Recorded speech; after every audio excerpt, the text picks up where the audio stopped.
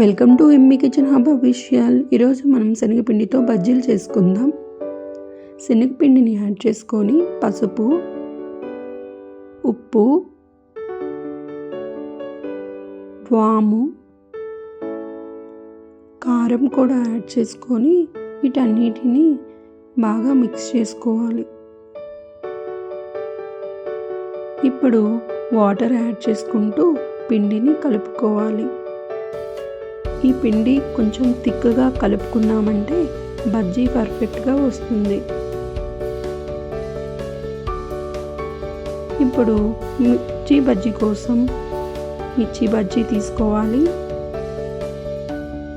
దానికోసం లోపల స్టఫింగ్ కోసం చింతపండు జ్యూసు తీసుకొని దాంట్లోకి వాము, సాల్ట్, ధనియాల పొడి యాడ్ చేసుకొని వీటన్నిటిని మిక్స్ చేసుకోవాలి.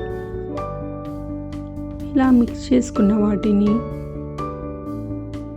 ఈ మిర్చి బజ్జీకి ఘాటు పెట్టుకొని లోపల ఉన్న సీడ్స్ తీసివేయాలి. ఇష్టం ఉంటే మీరు ఉంచుకోవచ్చు. ఇప్పుడు ఈ మిర్చి బజ్జీ ఘాటులో ఈ చింతపండు జ్యూస్ని యాడ్ చేసుకోవాలి.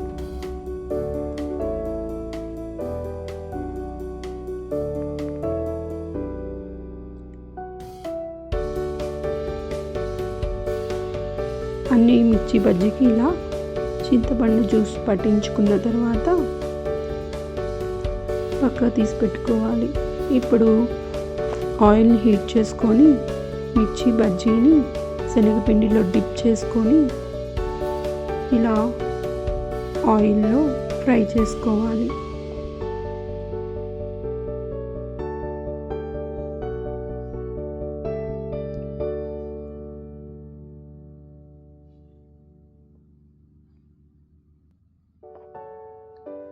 వీటన్నిటిని ఇలా ఫ్రై చేసుకొని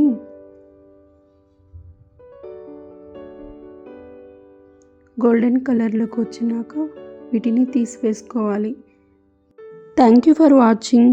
లైక్ చేయండి, సబ్స్క్రైబ్ చేయండి.